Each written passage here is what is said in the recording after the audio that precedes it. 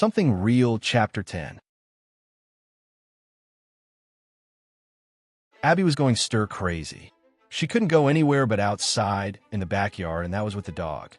She fidgeted around the house one afternoon, looking for something to do, anything. Crow found her hiding in the third-floor attic. "I should have never told you my hiding spot," Abby grumbled and turned back to the window. Crow sat across from her on the floor near the low window. "The trial is going to start within the next couple of weeks." "That's soon." Abby turned her full attention to Crow. "Yeah." Crow nodded and thought about what he had to say. "You need to start thinking about what you're going to do with your stuff, the things you can't take with you." Abby nodded and looked back out the window. Crow turned to see what she was looking at and caught a glimpse of Carter talking to Jason. He turned back to Abby, wanting to remind her that she has to go it alone soon, but then he saw the look of pain on her face. He knew that she understood, and there was no need to rip open that wound. "How's the rehab going?"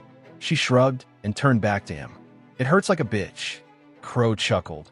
"It'll be boring without you." With that, Crow got up. "With the trial starting soon, they're going to be moving you." Abby nodded, and he thought he could see a tear fall down her face. Over the next couple of weeks, she was moved 3 times. The ADA in charge of her case, Tom Lawson, came to her location once to talk to her. She felt confident she would do all right after he prepped her. The day of the trial arrived quicker than she counted on, but she was ready to get it over with. She was brought to New York City, where the federal trial would be presented in court. She was called into the courtroom and shown to the stand. The situation was surreal. The heightened security of the courtroom was a bit nerve-wracking, but she knew this would be the end. She took her oath and sat down. "Miss James, can you explain to us what happened in the warehouse that night?" Mr. Lawson questioned her. Abby took a deep breath and began. "Me and my partner, James Page, were on our regular patrol. We were coasting through the warehouse district." "This can't be good," Abby commented as they approached what should have been a vacant warehouse. "It's probably just some high school kids screwing around." Jimmy shrugged it off. "They had that fight club they busted up a few weeks ago. They probably just moved over here." "Well, then let's go bust it up again, put the patrol car in park, and kill the engine." 4557, Abby called over the radio. "Abby, just let it go." Jimmy was almost pleading with her. 4557, "Go ahead," the dispatcher replied. "We'll be out at the warehouses, several cars on location. One plate is Alpha Kilo Victor 7541. Direct 4557. Can we get an additional unit here?" Abby called out as her, and Jimmy walked toward the warehouse, the snow crunching under their feet. 10-4. The dispatcher called back and requested another unit assist. Abby drew her weapon. She didn't want to be surprised by anything. She walked toward the building and could hear someone yelling to tie someone up. "What the hell?" Abby moved quicker to the slightly open door. She looked in and saw 2 men on their knees, hands bound behind their backs, and one with a gun to his head. Both of the men were trying to plead their case. She knew both of the shooters. They were from her neighborhood. She started to raise her weapon when she was shot from behind, knocking her to the ground. Her vest took the hit, but the pain was still brutal. She looked to see Jimmy pointing his weapon at her, smoke oozing out of the barrel. She flipped around and shot him, hitting his leg. She quickly turned back to the warehouse and pulled her trigger a split second after the gunman in the warehouse, and she saw the man on his knees and the one who shot him fall over.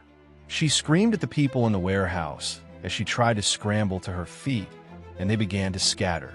She then felt another shot to her leg, and then one to her arm. She looked to see the other bound man, running away, his bindings broken. She took aim at a man, gunning for the one running. She pulled the trigger and watched him drop. She was losing strength and dropped her gun to her side as she fell to the ground. She looked over to see Jimmy hobbling over to her. "Jimmy, what are you doing?" Abby cried as he approached her with his gun. "Jimmy, don't do it." He continued walking toward her. "It's me, Jim." He stood over her and raised his gun, pointing it at her head. "Jimmy," she screamed, hoping some sense would come to him. "Why didn't you listen to me?" He screamed at her. "You should have just left it alone." Officer Grant Bryant and Colby Patton came running up after seeing the chaos, both of them with their guns drawn. Grant looked at Abby lying on the ground and the way Jimmy was standing over her. "Jimmy!" Grant screamed as he lifted his firearm on his friend. Don't do it, Jimmy. Jimmy turned to look at Grant and then back at Abby. Now, one of us is going to die. Grant then fired several shots. Jimmy fell to his knees and then onto his side. Abby, Colby came running up. 4532. Colby screamed into his collar mic. I need a bus, officer down, and send additional units, 10-18. Right now.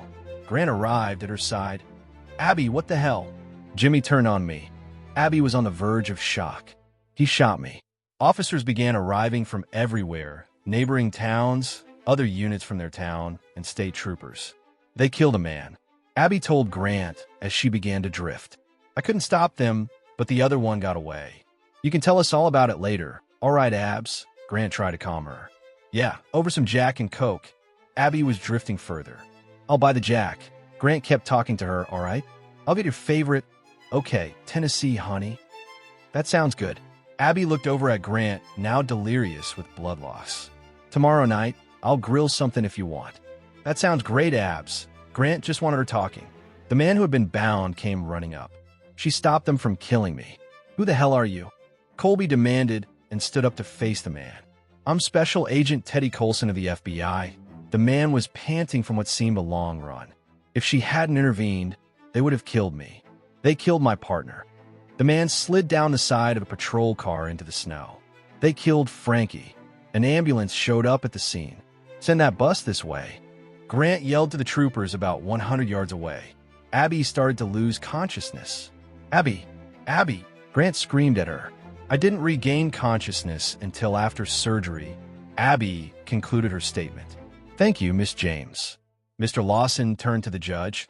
I have no further questions at this time, Your Honor. Mississippi James, can you identify the suspects here today? The defense attorney questioned her. Yes, sir. Abby looked up as he stepped to the side. Romanoff is in the back row in the yellow shirt, and Volkov is in the second row behind the prosecution's table. So, you're telling me the two men at the defense table are not the men who shot the federal agents in the warehouse that night? Yes, sir. That's exactly what I'm telling you. Romanoff is in the back and Volkov is behind Mr. Lawson. Abby stood firm on her response. But it was dark that night, are you sure? Mr. Lawson stood up. Objection, Your Honor. The witness was asked and has answered the question. Just because the defense doesn't like the response doesn't mean he can badger the witness. Sustained.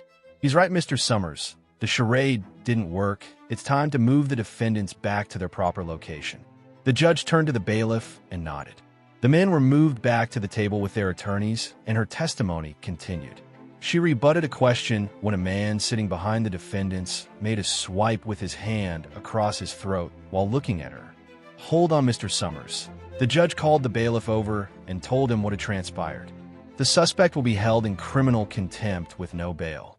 Mr. Lawson, I assume you will want charges for witness intimidation? Mr. Lawson stood up. Yes, Your Honor. The state will be filing charges. Abby's testimony was soon concluded. She was brought out a side door into a room away from the general public. She waited there with a handful of marshals. They were able to get some lunch and were just biding their time until she was released. The door opened and Mr. Lawson entered. Abby, you were fantastic. He was visibly excited. The jury was sent to deliberate and came back with a guilty verdict about 10 minutes ago. The sentencing will be in a few months, and we thank you for your time, but you're finished.